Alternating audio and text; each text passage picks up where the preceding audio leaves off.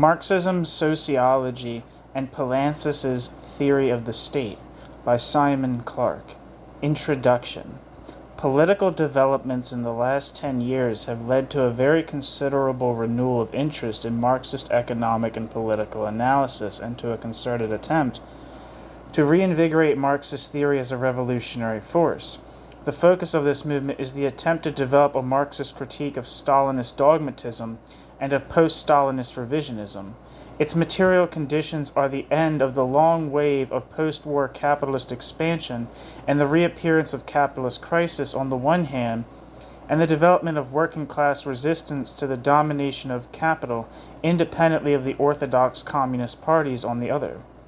This Marxist renaissance is taking place in conditions which make it extremely vulnerable to absorption into the frame of reference of bourgeois ideology. Since 1930, Marxist theory has been positively or negatively dominated by the official Marxism of the orthodox communist parties, which I shall refer to as, quote, dogmatism, end quote. Those Marxists who are not prepared to subordinate themselves to dogmatism were not able to challenge dogmatism either. The period of Cold War and the absence of independent working class resistance to capital meant that there was no basis on which such a challenge could be mounted. The independence of such Marxism was maintained by its diversion of attention from political and economic concerns. It was dominated by an attempt to explain the apparent solidity of bourgeois domination by reference to specific superstructural features which varied from one country to another, thus constituting various national schools of, quote, Western Marxism, end quote, which borrowed heavily from the dominant bourgeois cultural theories in the various countries. The, quote, Marxist, end quote, alternatives to dogmatism systematically evaded the fundamental theoretical issues which would have been raised by any direct challenge to dogmatism.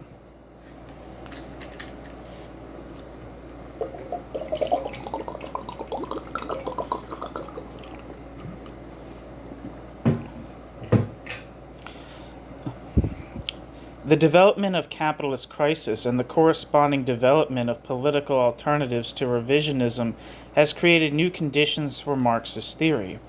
These dictate a return to the foundations of Marxism, to the generality of the capital relation, and a confrontation with the dogmatist orthodoxy. However, the novelty of these conditions also indicates a weakness of contemporary Marxism. In the absence of a Marxist critique of dogmatism, various forms of bourgeois ideology, above all bourgeois sociology, have monopolized such criticism. The renewal of Marxist theory is therefore very vulnerable to absorption by bourgeois ideology, innocently basing its critique of dogmatism on that offered by the bourgeois social sciences, and so being led to adopt bourgeois solutions to the theoretical problems posed. It is therefore as important for Marxism to state its distance from the bourgeois social sciences as from Marxist dogmatism. It is my argument in this paper that Poulantzas' theory of the state fails to do this. Although I would not presume to question Poulantzas' own political motives, the many genuinely original and important insights contained in his work are nullified by its domination by a theory quite alien to Marxism, a theory whose implications, indeed, Poulantzas constantly tries to avoid. This theory, adopted from Althusser, is based on a superficial criticism of dogmatism which leaves the theoretical foundations of dogmatism untouched and which reproduces that offered by bourgeois sociology. This leads Poulantzas to reproduce with uncanny accuracy the theory characteristic of contemporary structural functionism, the dominant tendency of bourgeois sociology.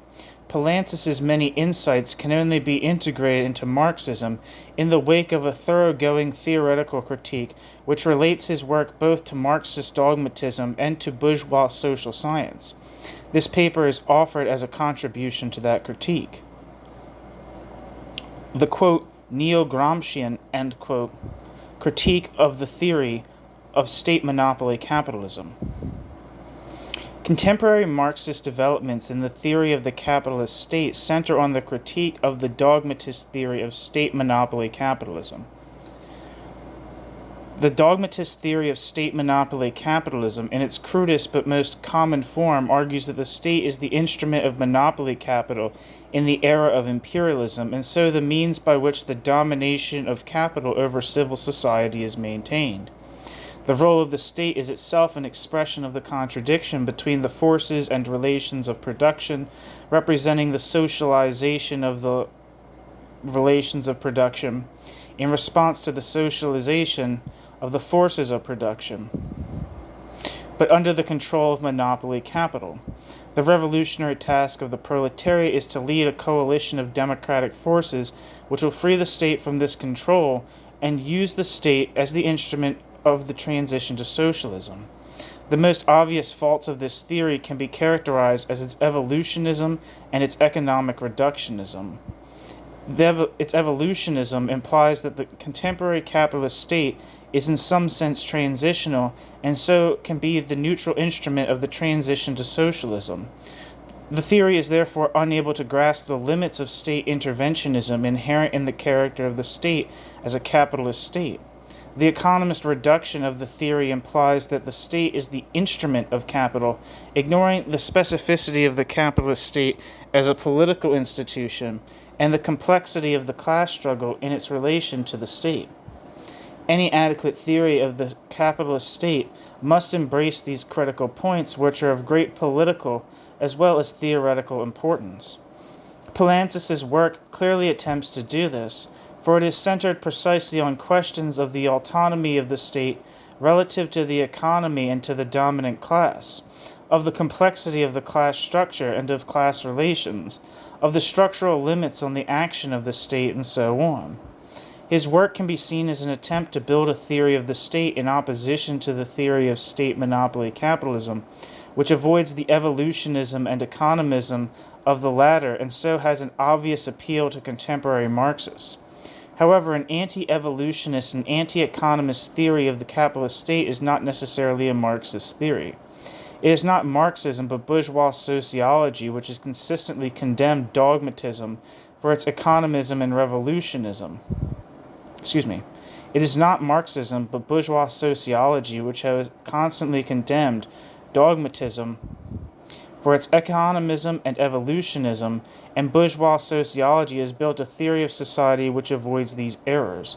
The crucial problem for Marxists is that of theorizing the institutional separation of the state from capitalist enterprises, the political separation of the state from the capitalist class, the differentiation and fragmentation of social classes, the representative relations between classes and political parties, and the limits of state intervention, without losing the fundamental Marxist premise of the capital relation as principle of the unity of the social formation.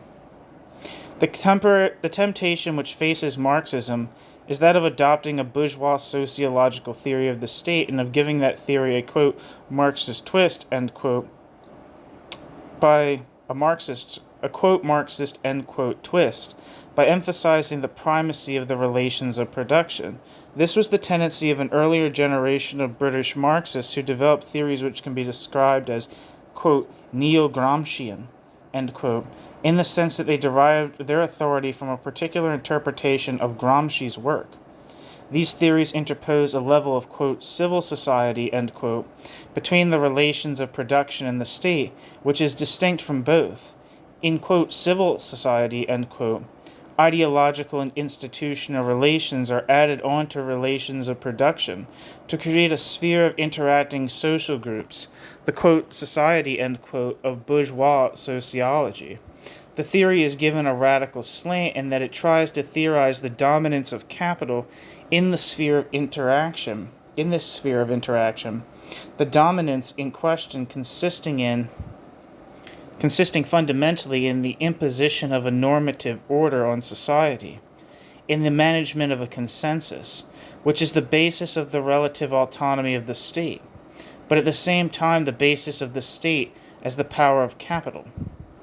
The dominance of capital is explained as the dominance of a social group endowed with a disproportionate share of material resources, and so is found at the level of, quote, social interaction, end quote, and not at the level of the relations of production. The relations of production are thus introduced into a purely sociological theory to give it a contingently radical but not Marxist orientation. The latter can be reduced to the assertions that economic interests play a primary role in the constitution of social groups, and that material resources are predominant in determining the course of social interaction.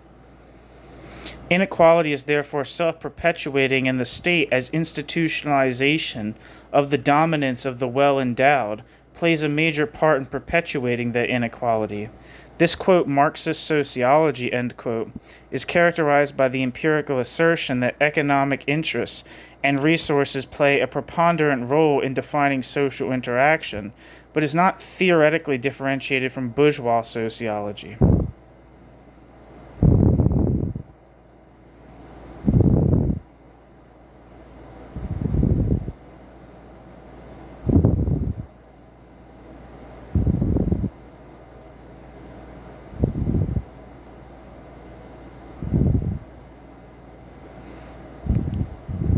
These neo-Gramscian theories get beyond economism and evolutionism only by adopting a sociological conception of society. Paradoxically, these neo-Gramscians are not incompatible with the revisionist politics associated with the theory of state monopoly capitalism. The state itself continues to be a neutral instrument dominated by the interests of big capital. The task of the proletariat is still to free the state from this domination.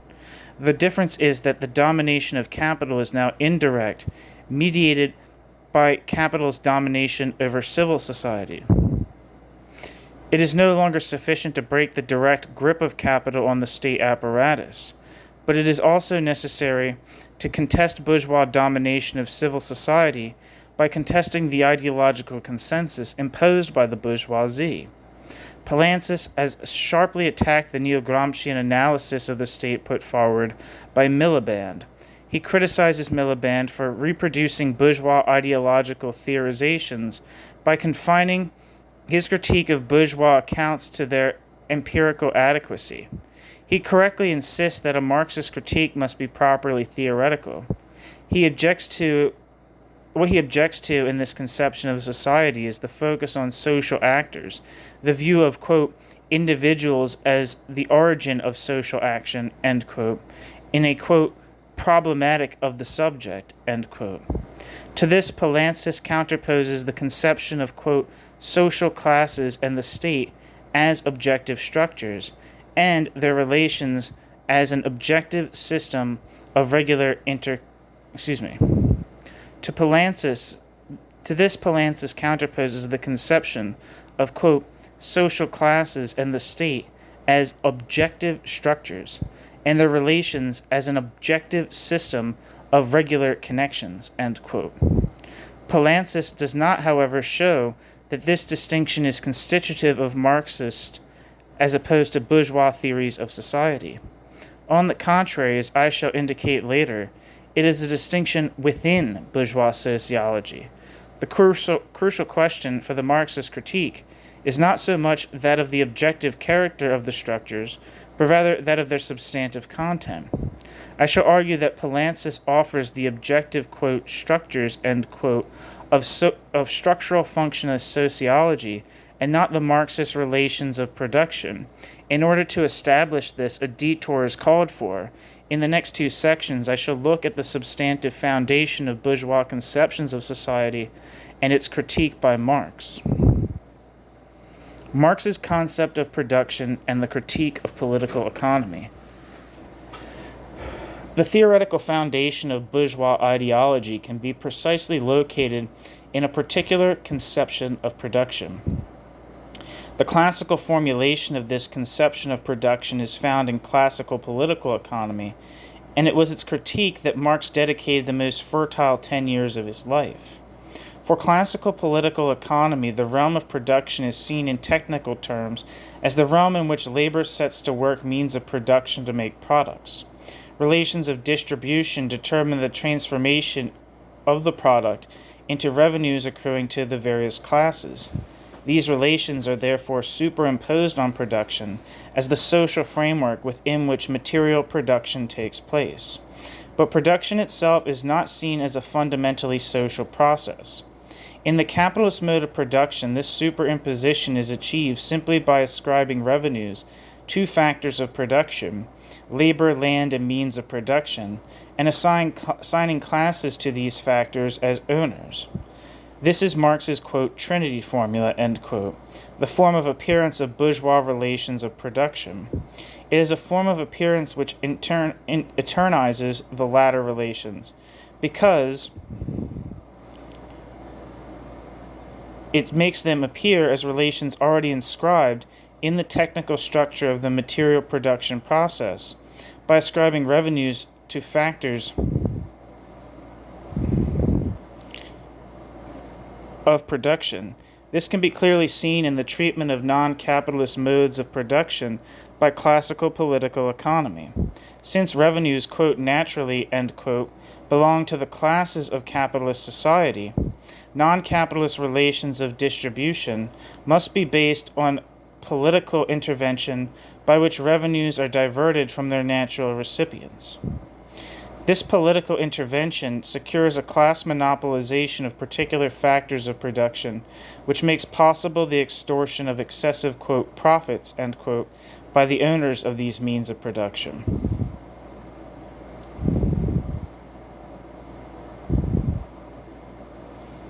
This is transparently the ideology of the struggle of the bourgeoisie against the feudal privileges of the landowning class, which reached its most self-conscious expression in the struggles against the Corn Laws, which marked the high point of classical political economy. It is an ideology because it postulates as eternal that which is historically specific. It is a bourgeois ideology because that which it postulates as eternal is the bourgeois production relation.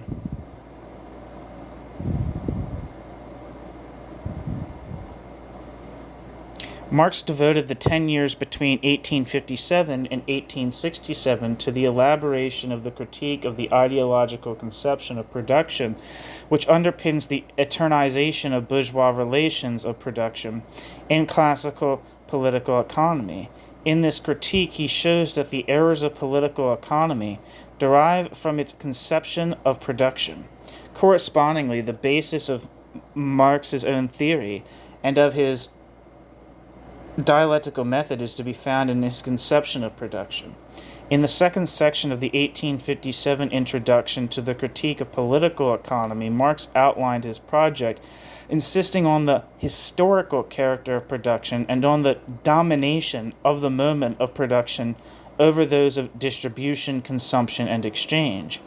In the Grundrisse of 1857-8, the critique of classical political economy and the corresponding development of Marx's own theory is partial and undeveloped. The reason for this is that Marx insists on the primacy of production, but has not fully transformed the bourgeois conception of production itself. Marx still tends to contrast capitalist relations of production with the technical process of production in an external relation of form to content, the capitalist form deriving from circulation and superimposing itself on an already defined content. To this extent, capitalist social relations are still fundamentally relations of distribution mapped onto production. The result is that Marx does not clearly distinguish production as the process of production of use values from production as the process of production of value, and so tends to see the two processes as being consistent with one another, the latter being simply superimposed on the former. This means that he is unable clearly to make the fundamental distinction between labor and labor power and the derived distinction between constant and variable as opposed to fixed and circulating capital.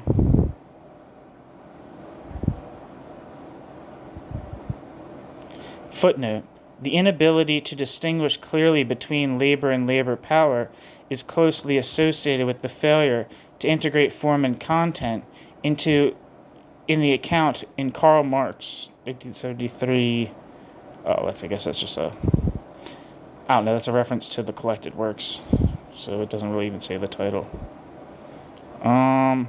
And a footnote. Since he is still not able to theorize adequately the contradictory foundation of the capitalist mode of production in production itself, he sees it instead in the relation between production and circulation, with the result that the Grundrisse is dominated by an overproduction theory of crisis. Finally, the separation of form and content makes it possible to discuss form without content, social relations in abstraction from their material foundation, and so makes it necessary to discuss the development of social relations in the abstract language of, quote, positing, end quote, and of, quote, presuppositions, end quote. The contrast between the Grundrisse, on the one hand, and theories of surplus value and capital, on the other, shows clearly that Marxism does not consist simply in the assertion of the primacy of production, nor in the use of phrases like, quote, relations of production, end quote, but consists above all in the transformation of the bourgeois conception of production itself. In Capital, relations of production are no longer the social relations within which material production takes place, on the basis of a contrast between social relations of distribution and technical relations of production.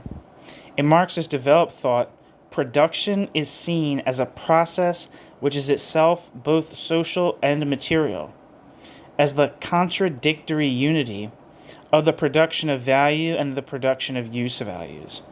Capitalist relations of production are not contrasted with material production as an externally derived form imposed on a pre-existent content, for form and content are integrated in a contradictory unity. Footnote. This is why the starting point of capital is the commodity, which is the simplest expression of the unity of form and content, of value and use value. End footnote. The clear distinction between value and use value makes it possible to develop the contrast between concrete useful labor and abstract value-creating labor, and so the concepts of labor power, of constant and variable capital, and of surplus value. Surplus value is no longer seen as the revenue accruing to a distributive class, a share in the material product. Rather, surplus value is seen as the product of the labor process as a process of production of value, of the compulsion imposed on the worker by the capitalist to work beyond the time necessary to reproduce the value of his labor power. Exploitation and class relations are therefore given a scientific foundation in production, and no longer have a moral foundation as relations of distribution. The contradictory foundation of production itself means that the law of motion of capitalism, expressed in the tendential law of the falling rate of profit, and the countervailing tendencies it calls forth, can be founded in production. Moreover, because production is now seen not simply as a material production, but also as the production of social relations, the conditions of reproduction are themselves founded in production. Finally, because form and content can no longer be separated, the development of social relations cannot be discussed in an abstract way, in isolation from their material foundation. The development of social relations is now a historical process driven by the contradiction inherent in capitalist production of being the production of value and the production of use values. It is in the development of this contradiction that relations of distribution, circulation, and consumption are subsumed under the relations of production.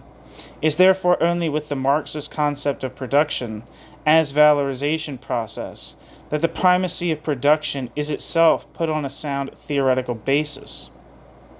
The contradiction between value and use value is the specification of the contradiction between forces and relations of production in the capitalist mode of production.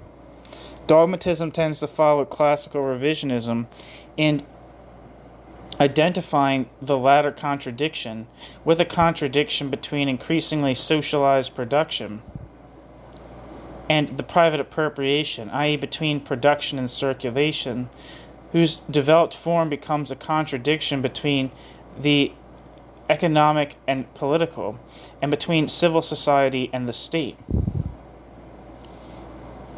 The contradiction between production and circulation must rather be seen as a form of the more fundamental contradiction between the production of value and the production of use value. The Marxist critique of political economy is not merely of historical interest. It is a critique of the constitutive basis of all bourgeois ideology, whose defining feature is the conception of production as a technical process, a conception which underpins the eternization of the capitalist relations of production. It is their adoption of this conception that enables us to characterize even certain self-proclaimed, quote, Marxist, end quote, theories as dominated by bourgeois ideology.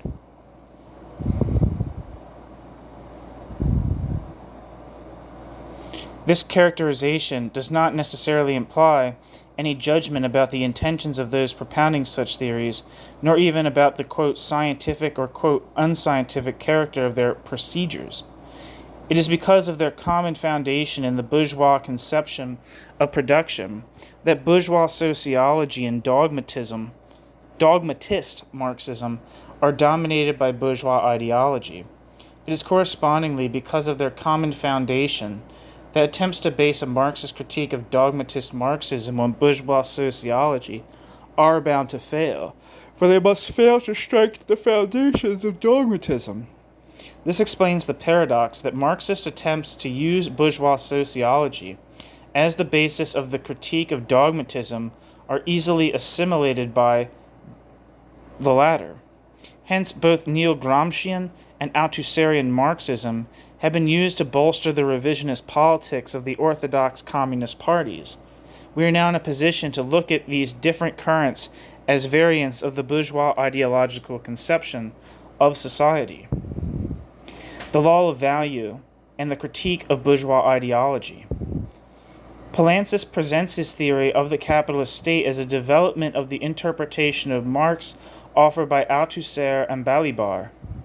This interpretation emerged on the basis of an attempt to break from within the orthodox communist movement with the theoretical positions of Stalinist dogmatism.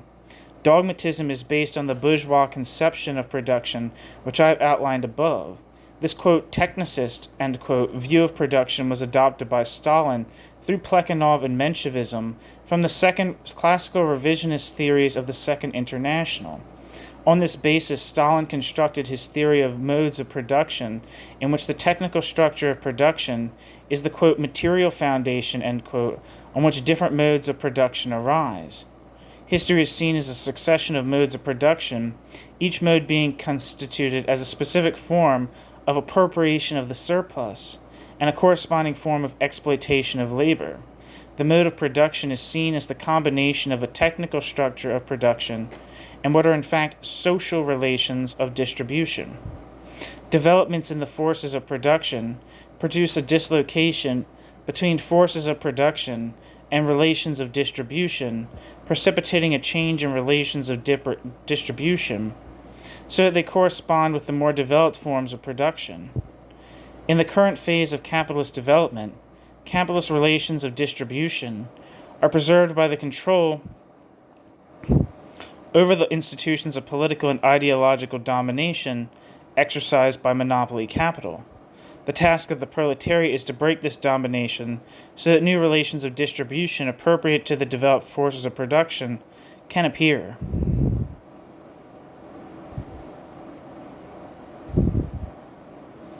The most obvious errors of this conception are its evolutionism and its economistic reductionism, as I have already noted in the case of the theory of state monopoly capitalism. These errors derive from the conception of production on which dogmatism is based.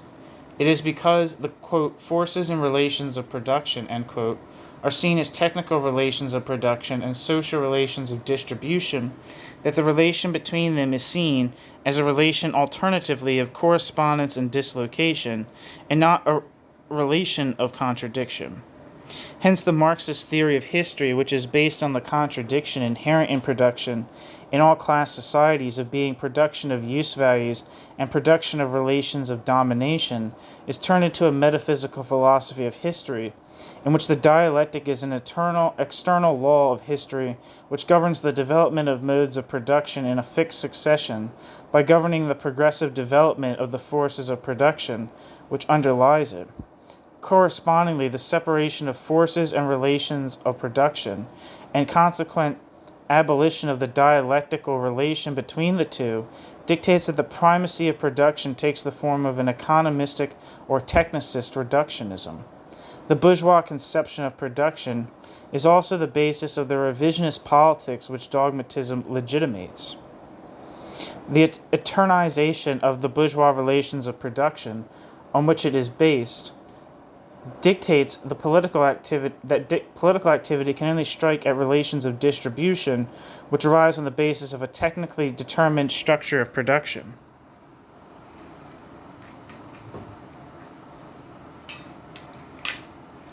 Trade union activity is confined to modification of the position of classes within given relations of distribution.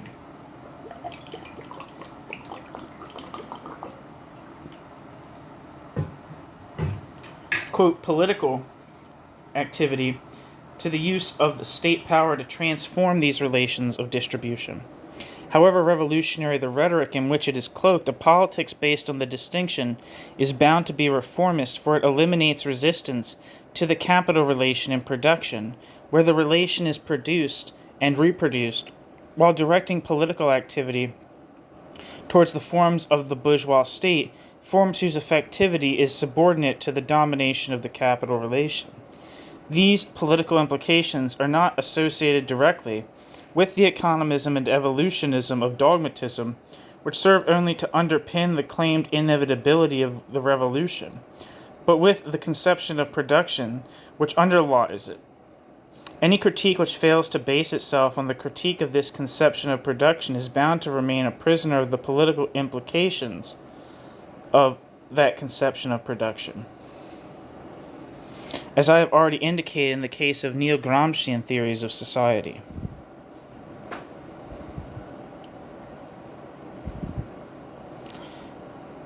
The bourgeois sociological critique of Marxist dogmatism, as of bourgeois technical determinism, continues to be based on the technologistic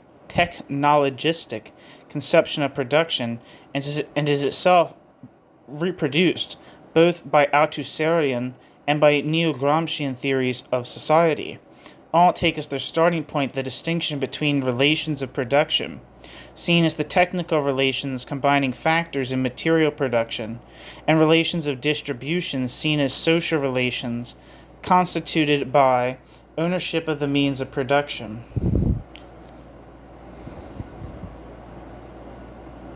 Footnote: Althusser and Balibar's, quote, property relation, end quote.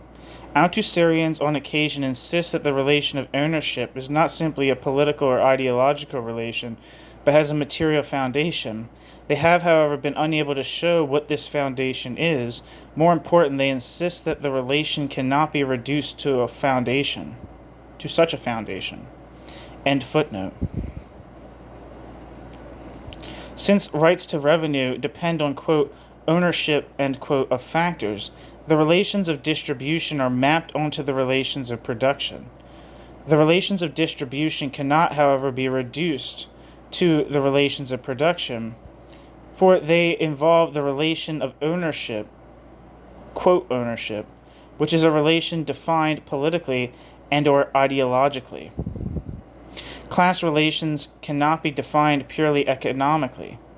They are consequently social relations that express political and ideological determinations.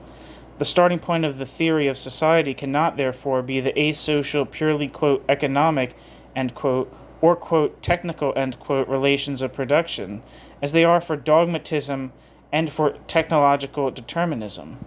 The starting point can only be the pre-given whole called, quote, society, or, quote, social structure, end quote, in bourgeois sociology, quote, civil society, end quote, or, quote, mode of production, end quote, in Marxist sociology. Interactionist sociology and neo-Gramscian Marxism interpose, quote, civil society, end quote, between material conditions of production, seen as the economic realm, and the state seen as the political realm. The task of sociology is to study the interaction of individuals and groups in this world of, quote, society, these being social subjects acting in a framework of economic and political institutions, themselves studied by economists and political scientists, which can be modified by social actors. Structural functionalism is based on the attempt to dissolve social groups as subjects into the structure which constitutes those. Structural functionalism is based on the attempt to dissolve social groups as subjects into the structure which constitutes them as subjects and which structures their interaction. The relation between structural functionalism and interactionism is summed up very succinctly in Poulantzas' critique of Miliband. Structural functionalism replaces the view of, quote, individuals as the origin of social action, end quote, in a, quote, problematic of the subject, end quote, with the view of social phenomenon as, quote, objective structures and their relations as an objective system of regular connections, end quote. In following Althusser and basing his critique of dogmatist economism and evolutionism on the bourgeois conception of production, and in rejecting the, quote, problematic of the subject, end quote, for a, quote, objectivist, end quote, account, Poulantzas, no doubt quite unintentionally, also followed Althusser in reproducing the theory of society developed by structural functionalism and above all by Talcott Parsons. In Althusser's work, the Marxist elements are purely theoretical. The importance of Poulantzas is that he tries to give Althusserianism some substance by developing a theory of class. The structural functionalist / Althusserian view of society rejects the interactionist account of structures as the product of the action of social subjects. The subjective principle is replaced by the subjective principle is replaced as the basis on which the structure is organized by the functional principle. A variety of different levels are defined according to the functions those levels fulfill in relation to the whole. The identity of the function and level and relations between them vary according to the particular theory in question.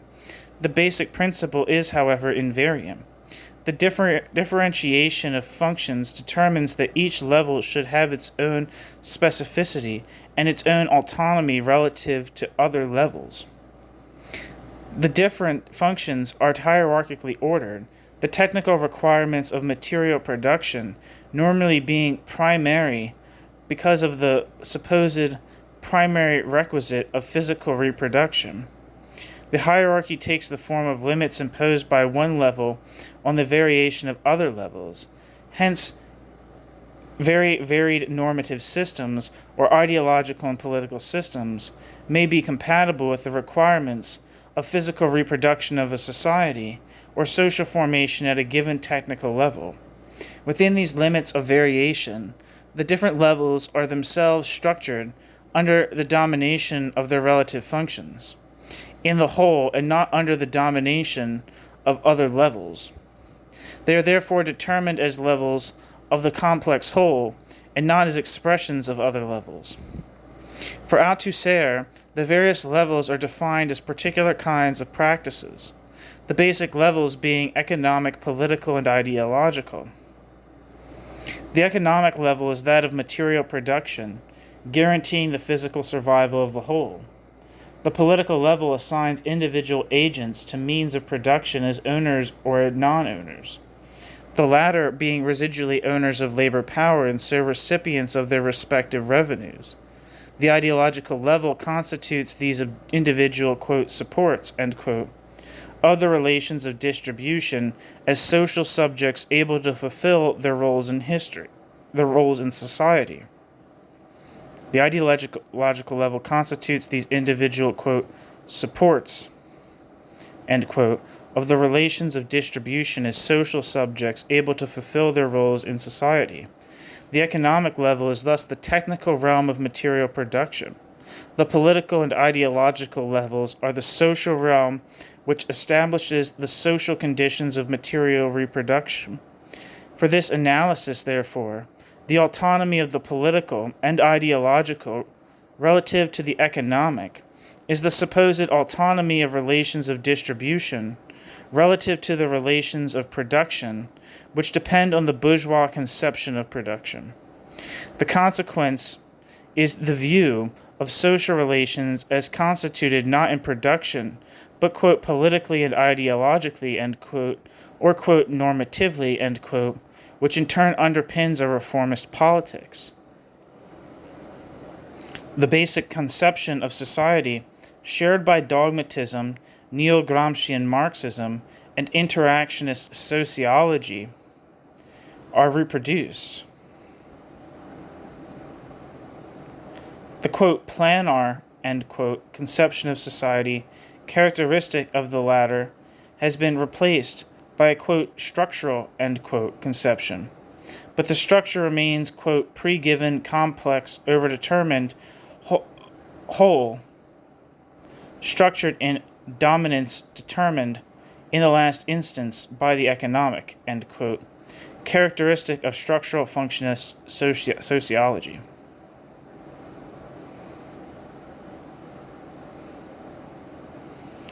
The Marxist conception of production leads to a quite different idea of the structure of the whole from that offered by Althusserianism.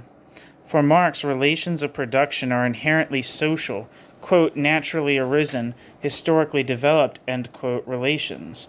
The relations of production are not simply relations of the immediate labor process, but are the relations constituted by the valorization process, relations of a total process of social production, whose development is governed by the law of value. The relations of production are not distinct from society. Rather, quote, the relations of production in their totality constitute what are called the social relations, society, and specifically, a society at a definite stage of historical development, end quote. To take the relations of production as the starting point of analysis is not, therefore, to introduce a reductionism, for the relations of production are already social. Hence, the determination of social relations as relations of production is not an abstract determination, in the last instance, of the social by the functional requirements of material production. It is rather the specific and determinate historical process by which all social relations are subsumed under the dominant relation of production, and so are determined as developed forms of that relation. The basis of this process is the contradictory foundation of production itself, as production of use values and production of social relations.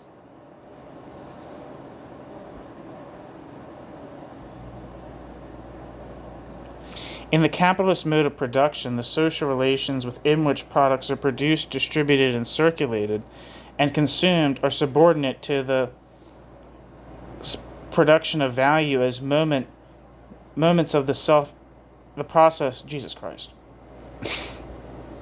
In the capitalist mode of production, the social relations within which products are produced, distributed, circulated, and consumed are subordinate to the production of value as moments of the process of self-expansion, valorization of capital.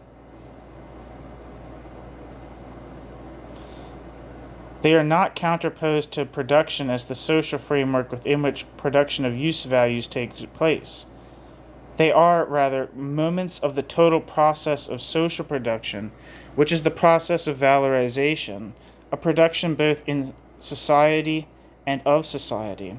Correspondingly, the economic, in the narrow sense, the political and the ideological are not defined abstractly, as the framework within which relations of production are subsequently to be defined, as politically and ideologically constituted and reproduced relations within which material production takes place. Rather, the economic, political, and ideological are forms which are taken by the relations of production. Political and ideological relations are as much relations of production as are strictly economic relations, for political and ideological relations are specific forms of the social relations within which production takes place. The Marxist theory of ideology and the Marxist theory of the state have to show how and to what extent political and ideological relations are forms of the relations of production, as moments of the total process of social production subordinate to the relation between capital and labor, which is constituted in the immediate process of production. This must follow the method Marx has developed in Capital for the derivative economic relations of distribution, circulation, and consumption. This is not achieved by formal deduction from a simple abstraction like, quote, society, end quote, in the language of functionalism, but as Marx does in Capital, by showing the concrete historical process by which these relations are subsumed under the capital relation. It is only such a historical materialist analysis which can establish concretely both the domination of all social relations by the capital relation and the limits of that domination.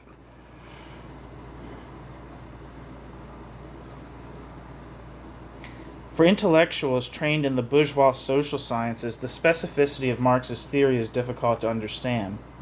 The dialectical method of historical materialism even seems abstract and esoteric to those for whom the concepts of bourgeois social sciences, society, norms, quote, equilibrium, quote, legitimacy, etc., are so familiar that their reality is almost tangible. When Marxist theory, which is, quote, nothing else than the material world reflected in the human mind and translated into forms of thought, end quote, is encountered, the familiar points of reference are absent. In the absence of the mythical world which the bourgeois social scientists take for reality, the world which Marx describes appears to be an abstract construction of theory. This is all the more the case because of the success which Marx has managed to, quote, this is all the more the case because of the success with which Marx has managed to, quote, appropriate the material in detail, to analyze the material's different forms of development, to trace their interconnection, end quote.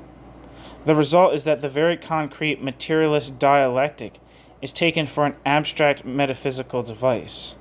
As Marx warned, quote, if the life of the subject matter is ideally reflected as in a mirror, then it may appear as if we had before us a mere a priori construction, end quote. It is in this sense that my remarks above must be interpreted. However abstract they may appear to be, they refer to concrete, specific, determinate historical relations, and not to abstract, quote, speculative connections.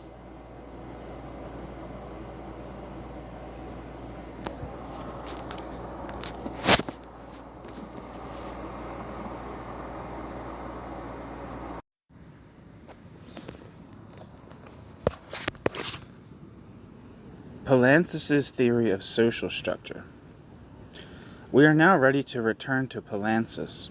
The originality of Poulantzas' work lies in his attempt to transcend the integrationist perspective of functionalist sociology. Poulantzas does this by trying to graft the Marxist proposition that the class struggle is the motor of history onto Althusser's structural functionalist conception of society. The theory of class is inserted between the structure and the state, so that the state is subject to a double determination. In the first place, it is determined directly by the structure as a specific functional level of that structure. Secondly, its functioning in practice within limits determined by its place in the structure is limited to the conditions of the class struggle, which are in turn determined at least partially by the structure. The focus of Poulantzas' attempt to integrate a theory of class into the framework of Althusserianism is the theory of the state. This focus is itself dictated by the structural theory which determines the function of the state. In this section I shall examine this structural theory before turning to the theory of class. This structural theory describes the functions of the levels of the structure and the character of the relations between them.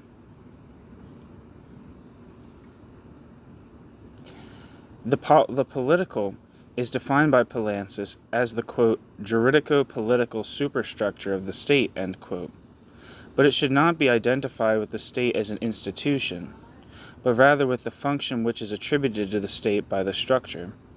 The function of the state is defined by its role as, quote, factor of cohesion between the levels of a social formation and as the regulating factor of its global equilibrium as a system, end quote. This function has various, quote, modalities, end quote, according to the levels on which it is exercised. Economic, ideological, and, quote, strictly political, end quote, which are subordinate to the overall requirement of preserving the unity of the social formation, and so, quote, overdetermined, end quote, by the, quote, strictly political, end quote, function.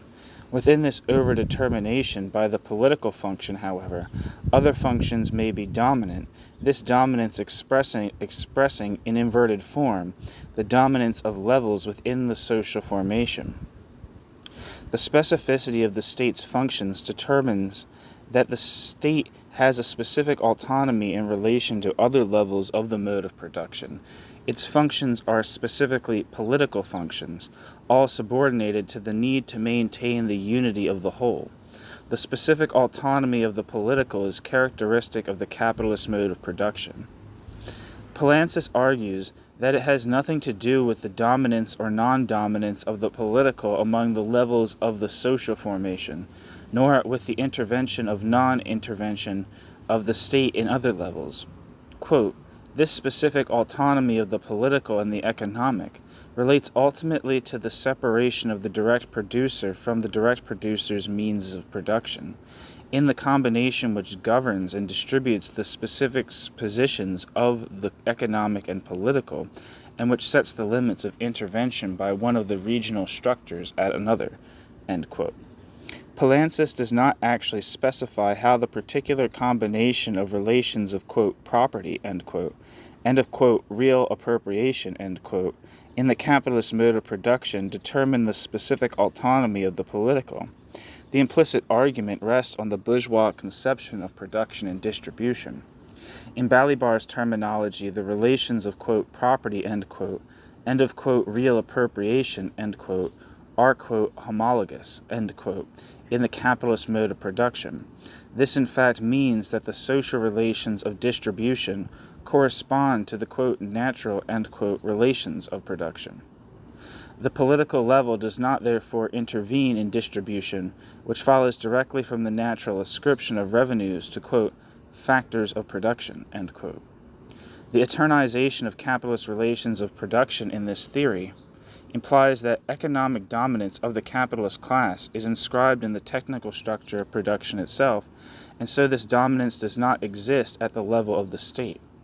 The state can therefore present itself as the state of the whole, as the unity of the individuals it has itself constituted as juridical subjects. That this is indeed Poulantzas' view emerges clearly in his specification of the functions of the state at the economic level. On the one hand, the state intervenes in the process of material production as, quote, organizer of the labor process, end quote, in order to increase the productivity of labor. On the other hand, the state is present at the economic level in the judicial system, quote, i.e. the set of rules which organizes capitalist exchanges and provides the real framework of cohesion in which commercial encounters can take place, end quote. Hence the state intervenes technically in the material process of production and establishes the Hence the state intervenes technically in the material process of production and establishes the social framework within which production takes place by constituting the agents of production who enter labor contracts and own means of production as individuals as specific recipients of revenues. The state does not intervene in production directly as a class state to secure the position of the dominant class. It is true that for a Marxist analysis, in the first instance at least, the dominance of the capitalist class does not require the intervention of the state in the immediate process of production. This is not, as Poulantzas implicitly and Balibar explicitly argue, because the dominance of the capitalist class is already inherent in the technical structure of production. It is rather because Marxism regards production in both social and physical terms. The dominance of capital is a product of the valorization process, which takes place on the basis of a certain level of development of the forces of production. Hence, in Capital, Marx shows how precisely that as a result of the valorization process, not only production, but also circulation, distribution, and even consumption are brought under the domination of the relations of immediate production. In other words, it is not the state, quote, which organizes capitalist exchanges and provides the real framework of cohesion in which commercial encounters can take place, end quote, or which serves, quote, to transform and to fix the limits of the mode of production, end quote. But it is capital itself which achieves this. Consequently, for Marxism, the, quote, relative autonomy, end quote, of the capitalist state is not rooted in a supposed, quote, homology, end quote, or, quote, correspondence, end quote, between relations of production and distribution. For this, quote, correspondence, end quote, is itself a product of the relations of production. Instead, it must be founded in the separation of economic and political domination, which is in turn not inherent in the concept of the capitalist mode of production, to be deduced from that concept, but which is inherent in the historical development of the capitalist mode of production. The ideological level, like the political, is supposed to have its own specific autonomy. The function of ideology is to insert individuals, quote, into their practical activities supporting this structure, end quote. It, quote, has the precise function of hiding the real contradictions and of reconstituting on an imaginary level a relatively coherent discourse which serves as the horizon of agents' experience. Ideology has the particular function of cohesion, end quote. This function determines the structure of ideology, since this ideology, quote, offers an imaginary coherence to the unity governing the real contradictions of the ensemble of this formation. The structure of the ideological depends on the fact that it reflects the unity of a social formation, end quote. Poulantzas is unable to establish the specific autonomy of the ideological level relative to the political. Firstly, the function of the ideological level is simply a specification of the function of the political level. In the second place, because the levels are given a functional and not an instrumental definition, all institutions which embody ideological domination are thereby assimilated to the state, even if they have no institutional connection with the state, as, quote, ideological state apparatuses, end quote. Poulantzas' conception of the social structure is essentially indistinguishable from that of structural functionalism. The definition of the structure, the specification of the structure's levels and their functions requires no reference to Marxist concepts of any kind. The Marxist claims of the theory depend entirely on the claims of the theory of class, which is superimposed on the theory of social structure. The state, for example, is a specific institution which has specific functions to perform in relation to the whole. The state is not defined with reference either to the, quote, economic, end quote, level or to the dominant class. However, the state continues to be a class state because the social formation whose unity it maintains is a social formation in which a particular class is dominant. In maintaining the unity of society, therefore, the state is at the same time maintaining the dominance of the dominant class. In the same way, the dominant ideology is not the ideology of the dominant class, but the ideology of a social whole in which a certain class is dominant. Quote, the dominant ideology, by assuring the practical insertion of agents in the social structure, aims at the maintenance, the cohesion of this structure, and this means, above all, class domination and exploitation, end quote.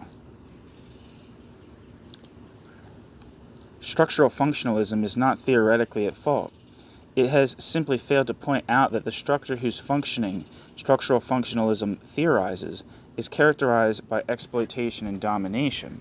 If this argument is to amount to anything more than a moral protest, the theory of class exploitation and domination must be put on a scientific footing.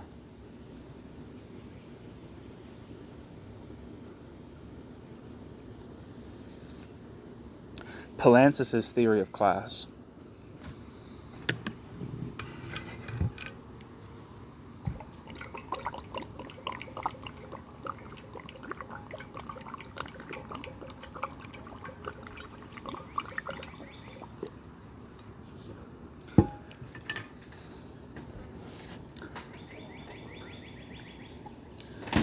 Poulantzas bases his theory of class on the distinction between the level of structures and the level of practices. The relations within the structure are not social relations, and so are not relations of domination or of exploitation. They are on the one hand the technical relations of material production, and on the other, differential relations of ownership of agents to means of production. The distinction between relations of production and, quote, social relations of production, between, quote, structure and, quote, practice, rigorously reproduces that between technical relations of production and social relations of distribution. The social classes of Poulantzas' theory are not constituted by the relations of production in the Marxist sense, but are rather distributive classes defined by reference to the technical functions of their members in production, as well as by political and ideological, quote, social, end quote, factors. The theory of class is thus based on the same conception of production as the theory of structure.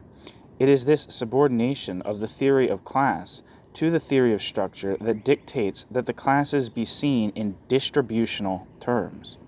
As we have seen, the structure is not a structure of social relations, the economic level being defined in purely technical terms. Hence, the inevitable result of the definition of classes as, quote, the result of an ensemble of structures and of their relations, end quote, is the view of classes as being constituted as distributional categories, related externally to production by assignment to technical functions. The, quote, social relations of production, end quote, are relations between social groups constituted by the distribution of the product.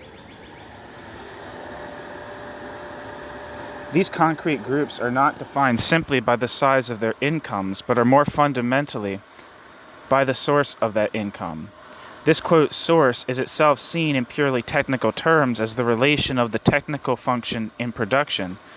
However, for Poulantzas, the distribution of the social product is not simply determined by the relation to the technical function in production, by the, quote, technical division of labor, end quote. On top of determination by the technical structure of production, ideological and political factors which constitute the, quote, social division of labor, end quote, are important in defining class relations even at the economic distributional level. This is especially clear in pre-capitalist societies in which the political level is supposedly dominant in the structure, and so in the definition of distributive groups of the economic level. However, it is also true in the capitalist mode of production that social classes cannot be defined in purely, quote, economic, end quote, terms.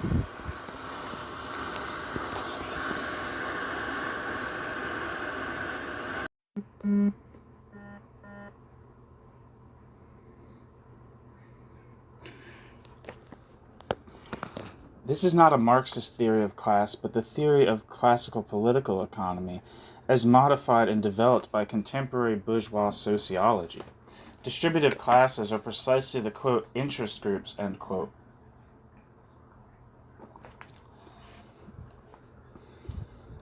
which have such a fundamental position in bourgeois sociology. The interests of these groups are defined within limits of the given eternal structure.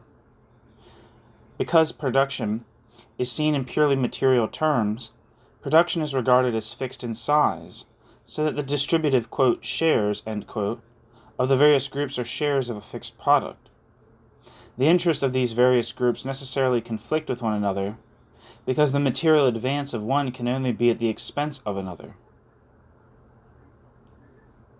In order to achieve their collective economic interests, these groups have to exist at the political and ideological levels, political and ideological conflict providing the means to advance or to defend their interests. Interest groups can have an effect on the political level even if interest groups are not politically organized, so that classes can exist even without their being politically organized. On the other hand, just as there are interest groups which do not receive On the other hand, just as there are interest groups which do not achieve the political status of pressure groups, so there are pressure groups which are not constituted on the basis of distributive interests, In the relation between the different levels of conflict, it is the political which is dominant because of the role of the state in the structure, the ability of the state to intervene in the economy to the benefit of one group or another. Therefore, to have power to become a genuine pressure group, it is necessary for interest groups to achieve a sufficient level of political organization. In the conflict relations between these interest groups, the ability of each group to achieve its interest is determined by its power, which in turn is dependent on its position in the structure, its bargaining position, and its level of organization.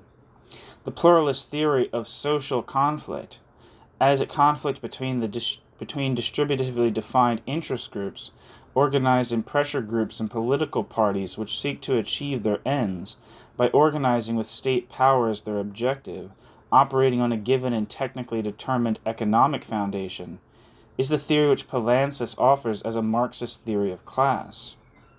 The specific claims of Poulantzas' formulation are, firstly, that economic interests are dominant in determining the constitution of pressure groups and political parties, and, secondly, that the relations between these groups are in some ways asymmetrical, relations between some groups or sets of groups being relations of, quote, exploitation or, quote, domination, so that conflict is not the symmetrical interrelation of competing groups, but tends to fuse into the conflict between social classes.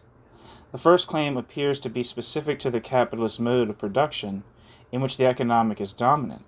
In pre-capitalist modes of production, where political intervention is supposedly required to secure revenue, the political is dominant, so that the constitution of interest groups is itself politically determined. The second claim, that the relations between social groups are asymmetrical, is never explained by Poulantzas. This asymmetry is not a result of the political domination of the dominant class. Monopolization of state power by the dominant class is not, in general, characteristic of the capitalist mode of production for Poulantzas. Hence, quote, domination, end quote, does not refer to the monopolization of state power by the dominant class, nor does, quote, domination refer to dominance on the, quote, political scene, end quote. Hence, quote, domination, end quote, is not defined at the political level at all. Domination is therefore defined at the level of the structure, quote, domination, end quote, being an effect of the structure at the level of social relations.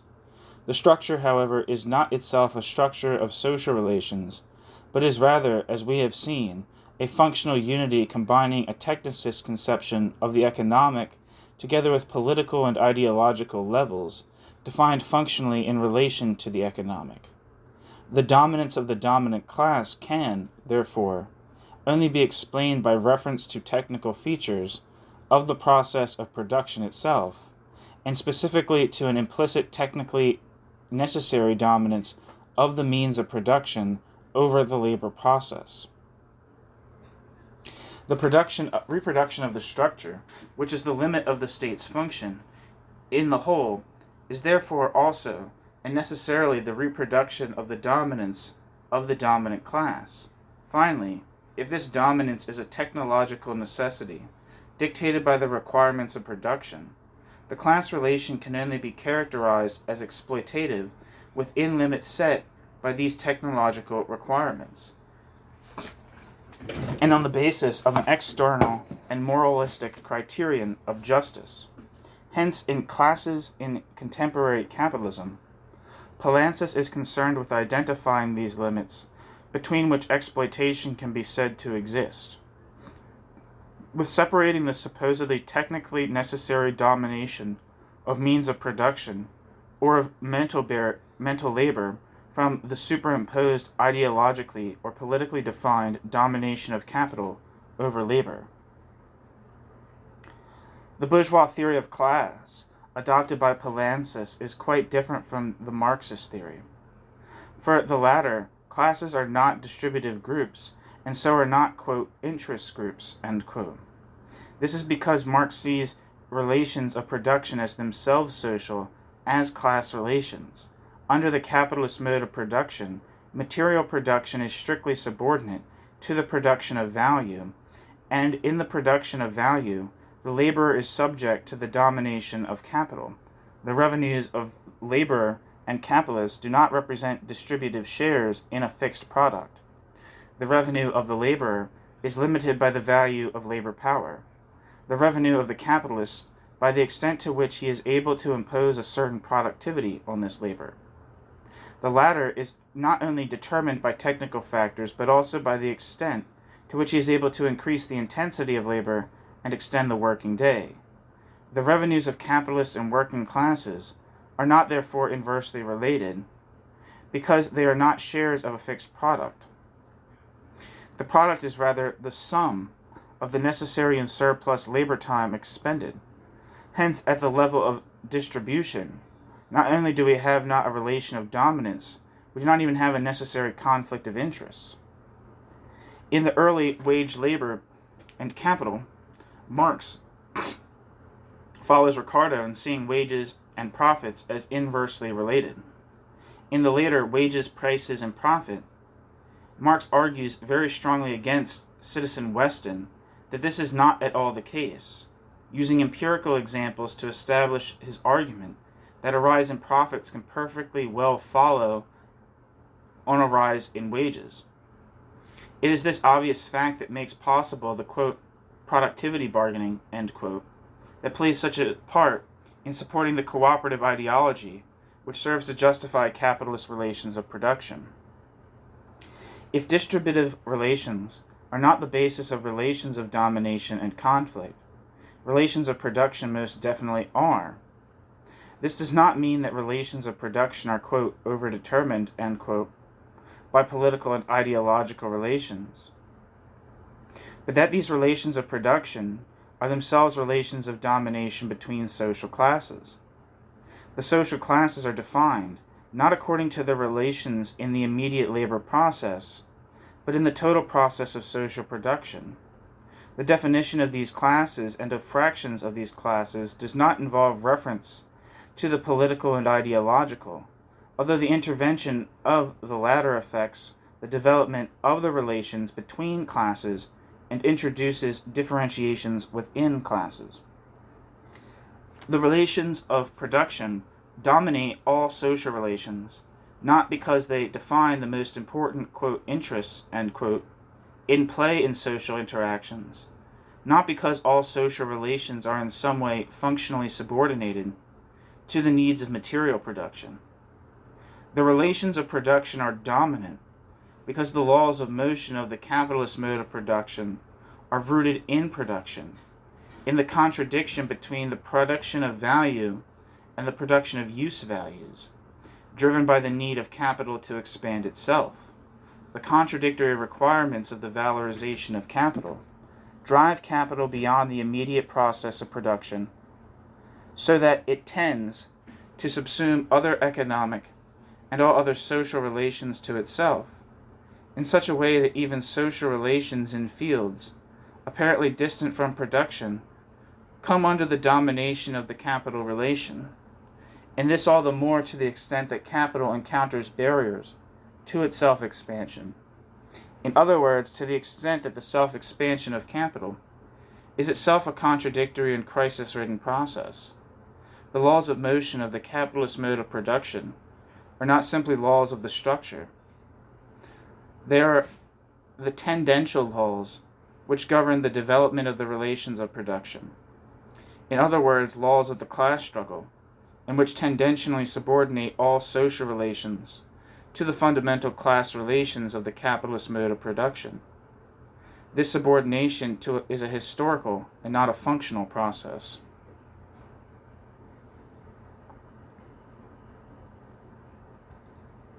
The sociological approach to class, based on a view of production as a technical process, dissolves the basis of the Marxist theory of class. The distinction it introduces between the material process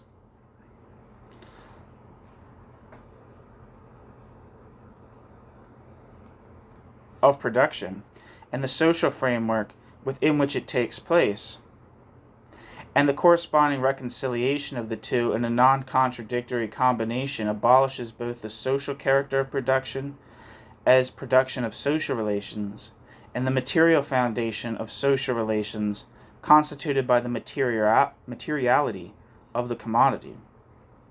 This abolition of the contradictory foundation of the capitalist mode of production frees class relations from their foundation in production, and so dissociates material production as the realm of technically determined, quote, economic, end quote, laws from social relations as the realm of power.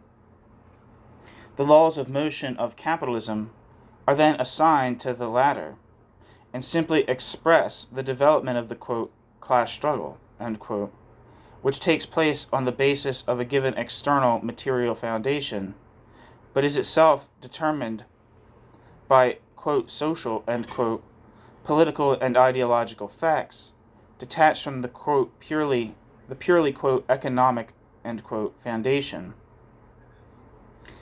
Once the bourgeois alternative to, quote, reductionism, end quote, versus, quote, pluralism, end quote, is accepted, the rejection of dogmatism can only lead to the pluralism of bourgeois sociology. Poulantzas' theory of the capitalist state.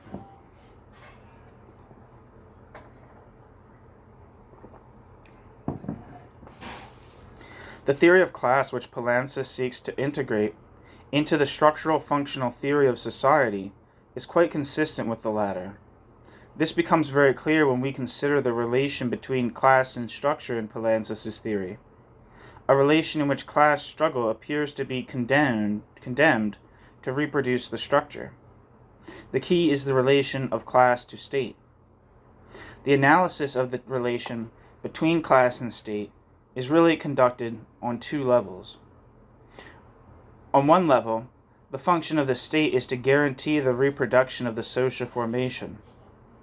Insofar as this formation is characterized by the dominance of one class, and Poulantzas does not found such dominance theoretically, the state is therefore always and tautologically the representative of this dominant class, whether or not the political or ideological representatives of this class predominate in political or ideological conflicts, and irrespective of whether this class has any kind of representation at the level of the state. At this level of analysis, therefore, the state is the, quote, unambiguous political power of the dominant classes or, quote, fractions, end quote, since it is the power of the structure to ensure its own reproduction. On the other level of analysis, which is that of the bulk of Poulantzas' work, the representation of classes through parties or other institutions at the level of the state, and their presence through, quote, pertinent, end quote, pertinent effect. Oh, Jesus Christ. On the other level of analysis, which is that of the bulk of Poulantzas' work, the representation of classes through parties or other institutions at the level of the state, and their presence through, quote, pertinent effects, end quote, at that level is simply an aspect of the management by the state of its specific function in the whole. At this level of analysis, the power and interests of classes are defined in the concept of the constraints imposed by the given structure.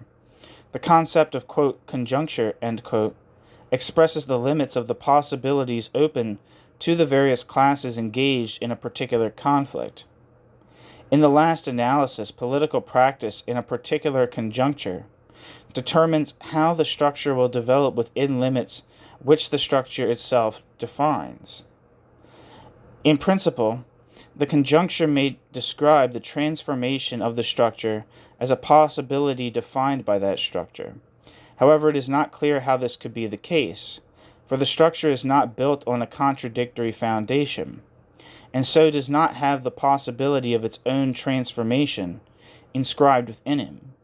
Hence, practice is strictly subordinate to structure and inevitably condemned to maintain structure. This emerges clearly from Poulantzas' analysis of class relations in the conjuncture. These relations are power relations, power being an effect of the structure at the level of class relations, and not a property of the structure itself. The power of a class is defined as its capacity to realize its objective interests, and its interest defined as the limit of what can be achieved by the class in the current situation. Finally, this limit is itself defined by the structure. At this level of analysis, the state is defined in relation to its function in the structure, and not in relation to the dominance of any particular class. In order to sustain this structure, it is necessary for the state to intervene in the field of class political practices. The operation of the state does not express the power of the dominant class in relation to other classes and to the structure, but the, quote, power, end quote, of the structure in relation to all classes, for it can do nothing else but perpetuate the unity of the structure to which it is functionally adapted.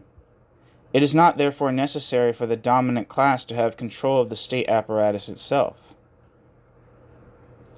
The state acts politically by taking in hand the disorganization of the dominated classes and the organization of the dominant.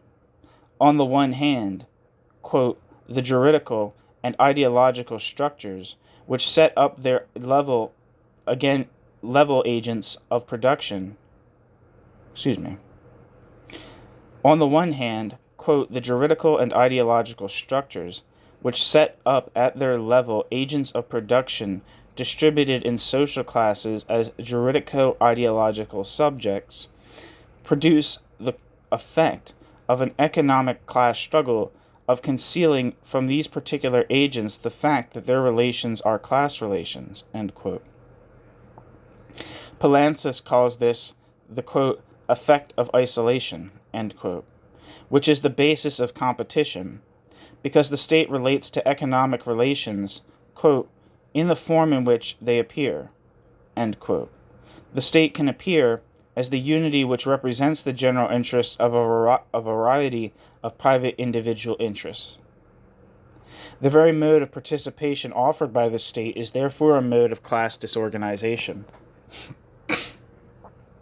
On the other hand, the dominant classes are unified and their interests presented as the general interest by one of the dominant classes, or, quote, fractions, end quote, assuming the, quote, hegemonic role, end quote, in the, quote, power block, end quote. This can only be achieved by the state taking in hand the organization of the power block. The reason is that to present itself as representative of the general interest, it is necessary for the hegemonic class or fraction to recognize and make concessions to the economic interest of the dominated classes, to the extent to which the latter have the power to enforce those interests in political class struggle. Purely economic concessions are possible under the capitalist mode of production because of the separation of levels characteristic of the structure and of that mode. In order to make them, however, the state has to dissociate itself from the economic interests of the dominant classes in order to guarantee their political interests, and so has to establish its autonomy relative to the dominant classes. Hence, in order to preserve the structure, it is necessary for the state to express not the power of the dominant class, but the power relations of all classes in the conjuncture. At the level of the analysis of the structure, of the relations of classes within that structure, and of the relations between classes and the state in that structure, Poulantzas simply reproduces the sociological formulations of structural functionalism. The state is a class state only in the rhetorical sense that the state is the state of a structure in which a class or classes are supposedly dominant, and so a state which reproduces that dominance. In its practical relation to classes, in struggle, the state does not express the dominance of the dominant class, but the existing relations of power between the classes in struggle, and so is the arbiter of conflicting interests. At this level of analysis, the, quote, political dominance, end quote, of the dominant classes, organized in the hegemonic bloc, refers simply to the perpetuation of the structure and not to any specific institutionalized political relations between classes or between class and state. The quote Marxism of Poulantzas' political sociology is reduced to the claim, which can only be an arbitrary moral claim, that the structure is characterized by the dominance of one or a number of classes over others. Poulantzas not only reproduces the substantive theoretical positions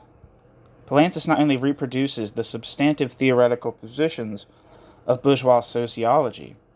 Poulantzas also reproduces the conception the latter holds of the nature of theory and theory's relation to, quote, empirical, end quote, research. Poulantzas is very insistent on the distinction between general theory and the analysis of concrete situations, and on the limited possibilities of the former. This distinction is based on the sterile bourgeois conception of theory as a pseudo-deductive system of general propositions, which is the corollary of bourgeois theories that consist of a series of metaphysical abstractions. The theoretical framework provides general statements which attribute functions to levels, institutions, etc., but does not provide any account of the mechanisms which determine that these functions are actually fulfilled. The latter can only be demonstrated in the, quote, analysis, end quote, of concrete situations. The system of explanation then becomes tautological, for anything that happens in the concrete situation can be linked ex post facto to the functional requirements of the system. The system persists, so must have functioned. Any changes in the system must have been necessary in order to secure the persistence of the system. Because there is no theory of the functioning of the system, there is no reference point in relation to which the functioning of the system can be assessed. The theory tells us that the system functions without telling us how. The analysis of the current situation shows us that the system has functioned. There is, however, no way of connecting the one with the other. The result is that the distance between the theoretical and empirical analysis enables them constantly to support one another. The theoretical account providing a rhetoric in which to cloak the empirical account and dignify the empirical account with the term, quote, analysis, end quote. Every event becomes a victory for the system, another demonstration of the eternal character of bourgeois relations of production. The struggle of the working class against those relations of production is devalued, its achievements becoming simply bonds which tie the working class ever more tightly into the system. Its substantive defeats have a retrospective inevitability.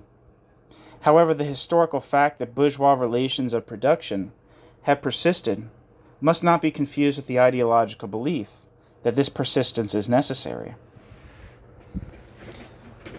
The political implications of Poulantzas' theory.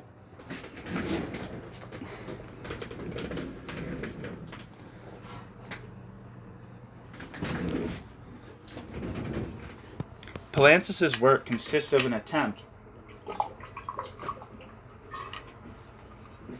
to get beyond the integrationism of structural functionalism to give the rhetorical Marxist declarations of Althusserianism some content by superimposing on it a theory of class. However, the theory of class is itself constructed on the basis of the structural functionalist conception of society and is inserted into the latter. Hence, despite the Marxist rhetoric, Poulantzas is unable to get beyond a structural functionalist theory. This can be well illustrated by looking at Poulantzas' attempts to evade the political implications of what is an extremely reactionary theory by introducing the possibility of revolutionary transformation. The latter has to be introduced from outside. In political power and social classes, a new mode of production is introduced through the medium of the state. In Poulantzas' functionalist theory, the course of the class struggle is determined by the function of the state, which is the preservation of the unity of the whole. Political practice, which takes the existing state as its objective, is necessarily condemned to perpetuate the dominance of the dominant class. Political practice, which is to transform the structure rather than maintaining the structure, must replace the state appropriate to the capitalist mode of production by a new state that appropriate to a new mode of production and defined by its functions in relation to the new mode. The political practice of the dominated classes must be directed to the creation of new organs of political power if it is not to be contained by the structure. This is the significance of Lenin's analysis of dual power for Poulantzas. Although in political power and social classes, Poulantzas confines his theory to the transition from feudalism to capitalism. The latter analysis, embodied in the account of the absolutist state, is extraordinarily contorted. The problem Poulantzas faces is that he has defined a functional unity of dominant class, dominant mode of production, and dominant form of the state expressed in his non-contradictory concept of structure. There seems no way in which a form of the state appropriate to a new mode of production, and so the possibility of a transformation of the structure, can emerge on the basis of the existing structure. The customary solution to this problem in radical bourgeois theories is to introduce the class subject of history. The latter would create new political institutions appropriate to its ambition of creating a new mode of production, which it has constituted theoretically on the basis of its moral critique of the existing mode.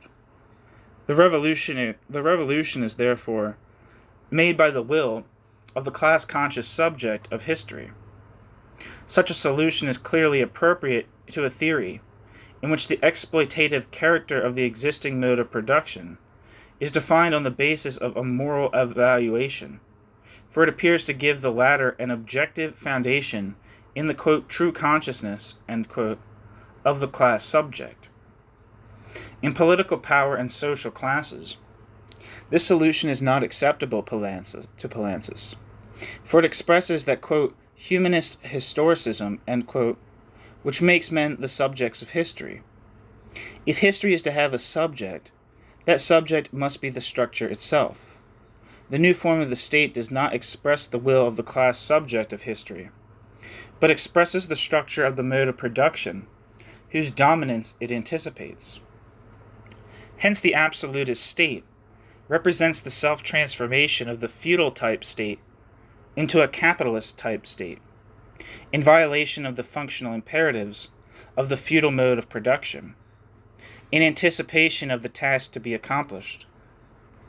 The absolutist state has the specific autonomy and isolation effect characteristic of the capitalist state, without the presuppositions of either yet existing, which is incomprehensible so long as the latter are presuppositions. In fact, the quote, chronological dislocation between the absolutist state and the economic instance in the period of transition can be explained by the function of the state during primary accumulation of capital, end quote. The state suddenly assumes the capitalist form in order to create the dominance of the, quote, not yet given relations of production, i.e. capitalist relations, and to put an end to feudal relations. Its function is to transform and to fix the limits of the mode of production, end quote. Poulantzas has to resort to a metaphysical philosophy of history for the same reason as have Marxist dogmatism, quote, humanist historicism, end quote, and bourgeois sociology. All these theories abolish the basis of the Marxist theory of history, which is the concept of production as a contradictory unity, and so eliminate any source of change internal to the structure they theorize. Insofar as historical change is not purely contingent, it has to be brought in from outside, expressing a metaphysical principle of development, whether that be reason, technology, the forces of production, class consciousness, culture, or whatever. This principle has to be assigned a point of insertion into the structure, which can be at the level of the economy, of the state, or of ideology, and located in a particular institution or group, in a variety of different institutions and groups.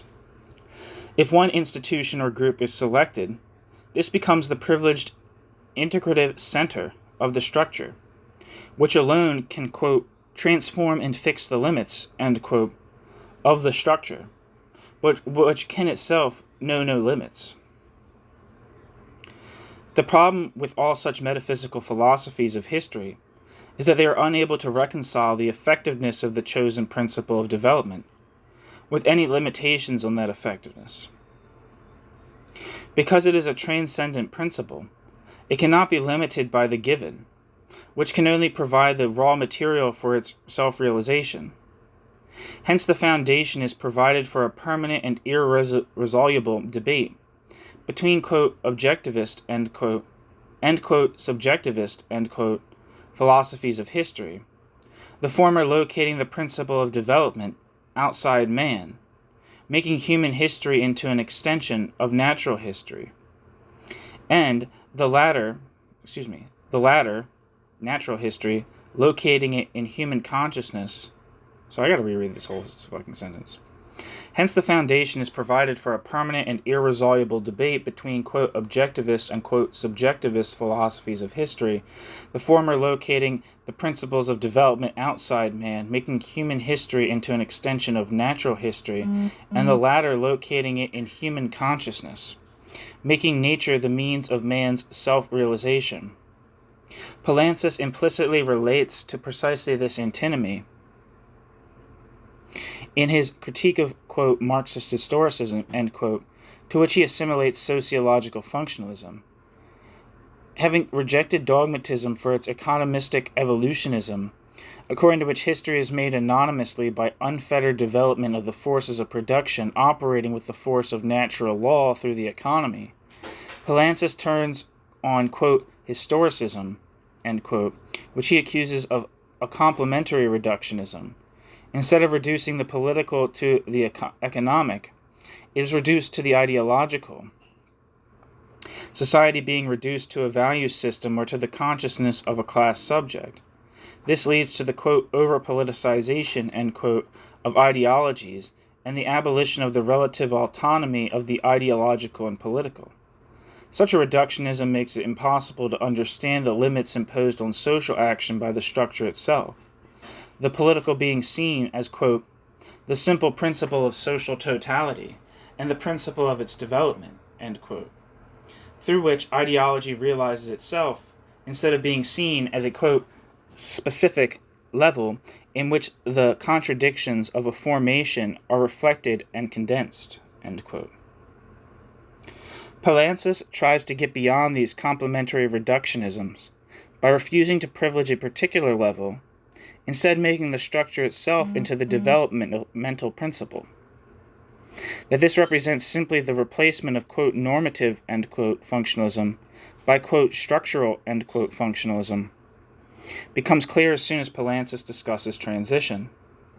The structure, which is the developmental principle, cannot be identified with the concrete, actually existing structure, but is rather the, quote, not yet given, end quote, structure.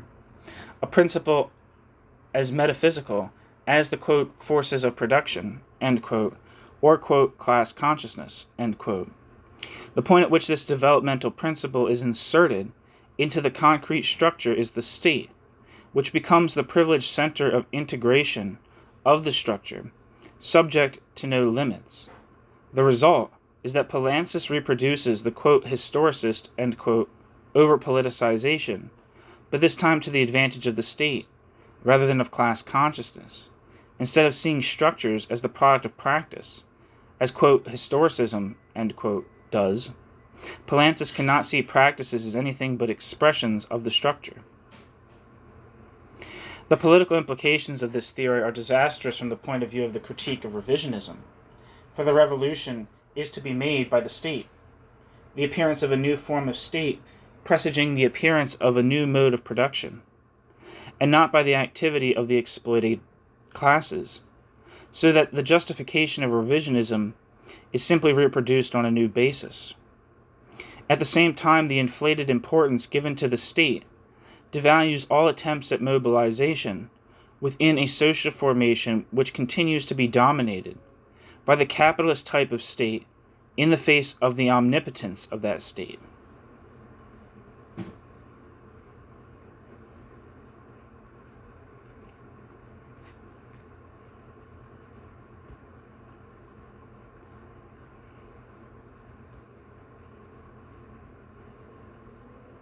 Poulantzas' later revisions.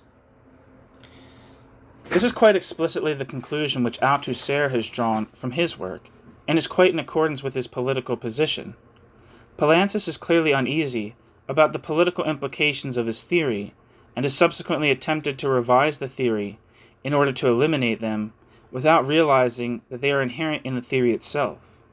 Hence, Poulantzas' revisions have not been fundamental, consisting in the abolition of the radical separation of structure and practice to integrate class struggle back into the structure. This is based on a modification of the concept of production on which this distinction is founded, without breaking with the bourgeois concept of production. Poulantzas has followed the Althusserians in altering the relation between the, quote, relation of real appropriation, end quote, and the, quote, property relation, end quote, but not the concept of these relations themselves.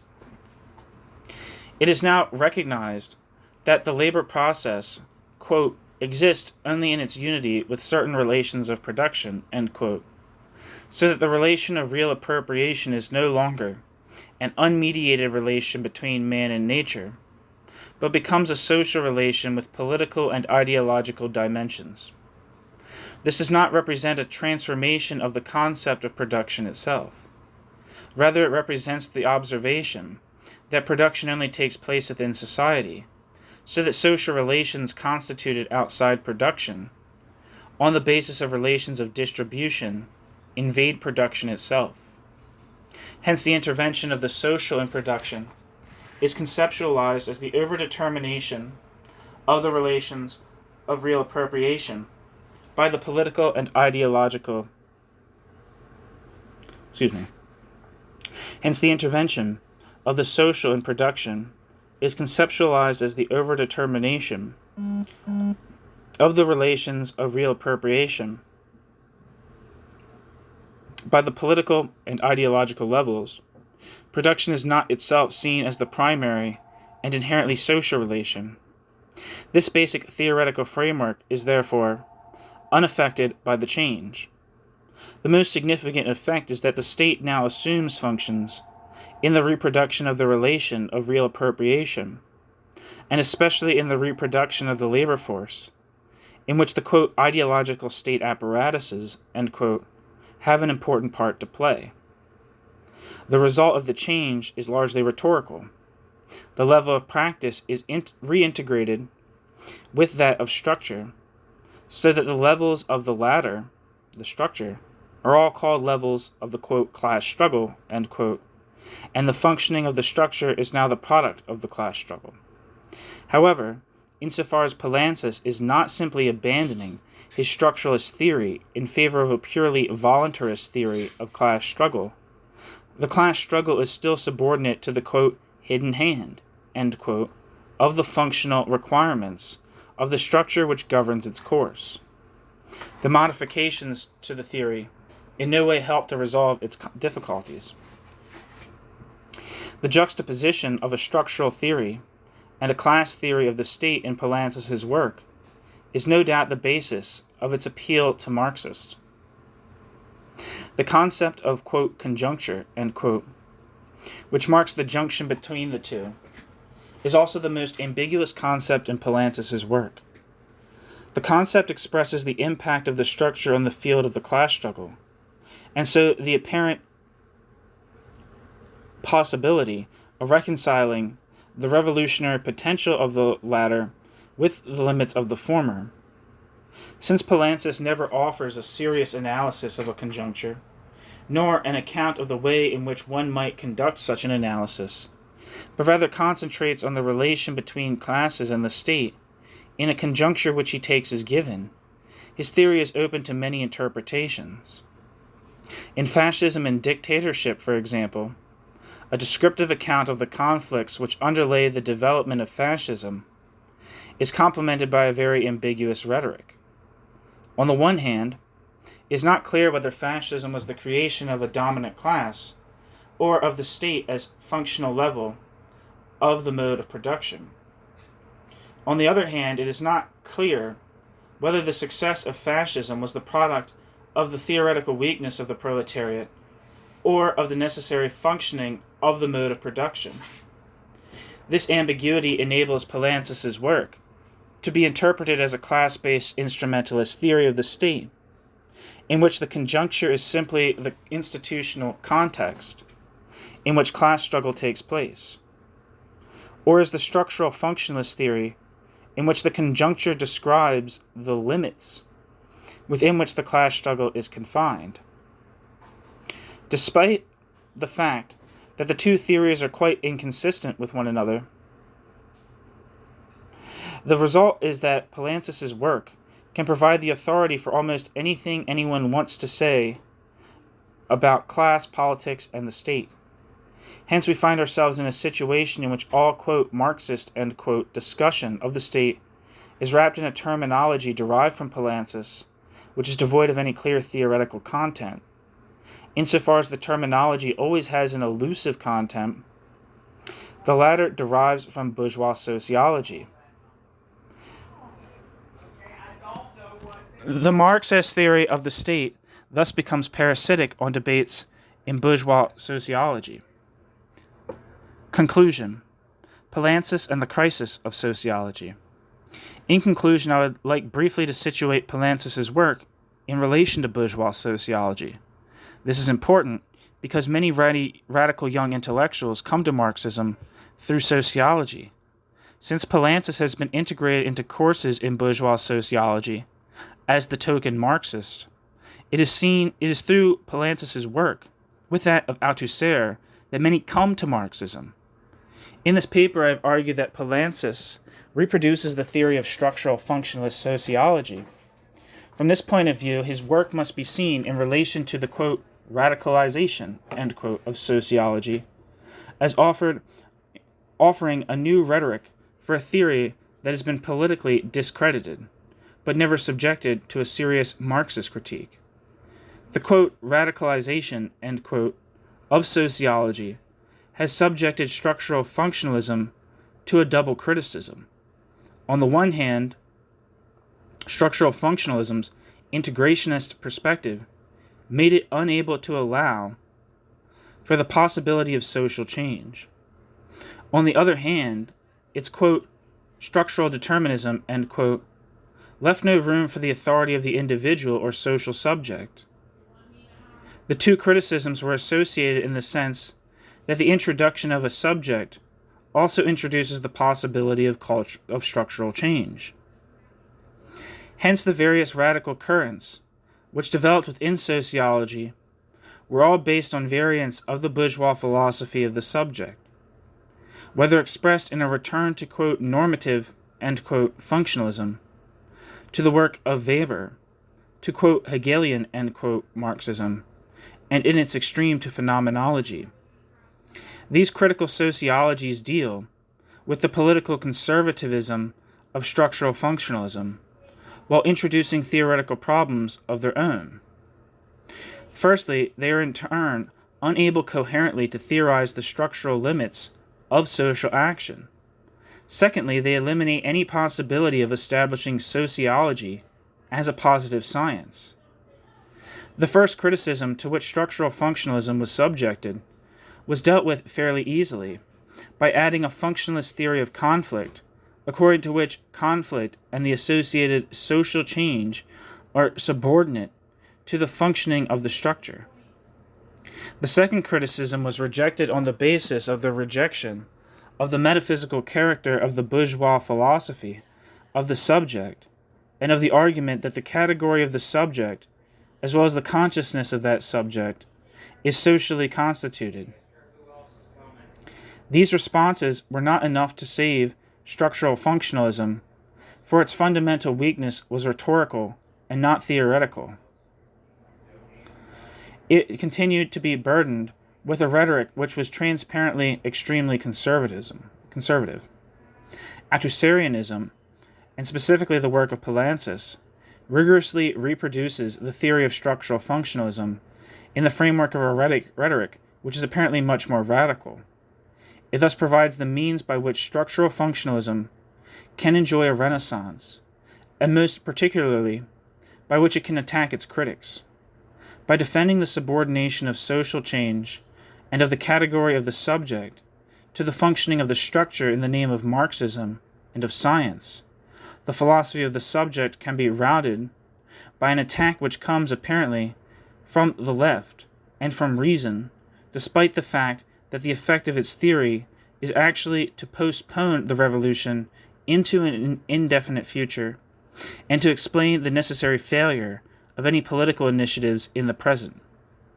Hence it should not be surprising that under the banner of Poulantzas are assembled not only Marxists disillusioned after the immediate failures of the late 1960s, and young intellectuals attracted by the radical rhetoric of a theoretist and scientistic formalism, but also former Parsonian luminaries who are able to communicate with their students once again. In this paper, I have been concerned with the theory within which Poulantzas is ensnared. It is this theory which prevents him from developing his many undoubted insights into significant contributions to the Marxist understanding of the state. It is only by identifying this theory and subjecting it to a Marxist critique that the positive elements of Poulantzas' work can be identified and put on a firm foundation. Marxism must be able to theorize the specificity of the political, the structural limits within which the state is constrained, to theorize forms of state and of regime, the nature of political crises, and the role of the state in the transition to socialism. The merits of Poulantzas' work is that he does raise, although in a distorted form, these questions. The weakness of his work is that he does not provide the means even to begin to resolve them.